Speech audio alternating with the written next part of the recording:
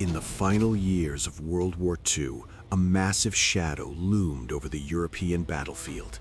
It was the Tiger II, better known as the King Tiger, a 68-ton steel beast that made Allied tanks look like toys. With armor so thick it was nearly impenetrable from the front, the King Tiger was designed to strike fear into the hearts of every Allied commander. To most, it was an unstoppable wall of steel that could destroy a Sherman from over 2 miles away before the Americans even knew they were being targeted. But General George S. Patton saw things differently. While other commanders hesitated or called for heavy air support at the mere mention of a Tiger, Patton knew that in the chaos of war, speed was a weapon more powerful than any plate of iron. He didn't see a monster, he saw a slow-moving target. Patton's philosophy was simple. If you stand still, you die. He realized that the King Tiger's greatest strength was also its fatal flaw. He told his men that the best way to deal with a German heavy was to ignore its strength and exploit the mechanics of the machine itself. The King Tiger was a Titan, but it was a slow one. Its massive turret took nearly 20 seconds to complete a full rotation.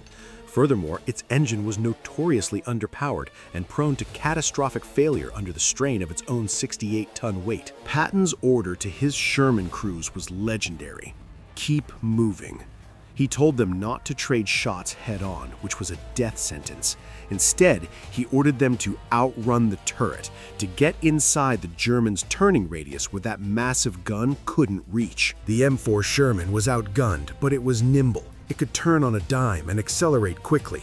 By using their superior mobility, American crews could circle the King Tiger faster than the German gunners could crank their heavy turrets to follow the target. This wasn't just a theory, it was a survival guide. By flanking the Tigers and targeting the thin rear armor and the vulnerable engine cooling vents, the so-called inferior Shermans began to knock out the most feared tanks in the German arsenal. Patton understood that the King Tiger's Achilles heel was its own complexity. It was a masterpiece of engineering that lacked the one thing a blitzkrieg required: reliability. If it didn't run, it was just a very expensive pillbox that was easily bypassed. While other generals waited for heavier reinforcements or specialized tank destroyers, Patton pushed forward. His refusal to be intimidated by German superweapons kept the momentum of the Allied advance alive and the Third Army moving at a record pace. He saved thousands of lives by teaching his men to fight smarter, not harder.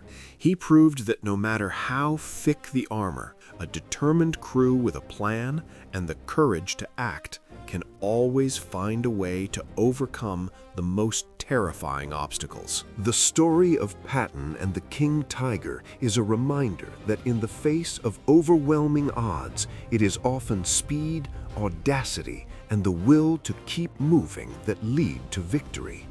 In war, as in life, the best defense is often a relentless offense. Patton's tactics transformed the Sherman from a victim into a hunter.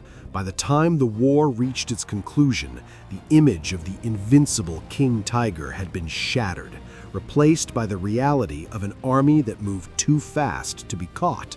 Thanks for watching this deep dive into Patton's tactical genius. If you enjoyed seeing how speed can overcome steel, make sure to hit that like button and subscribe for more untold stories of military history. Now we want to hear from you.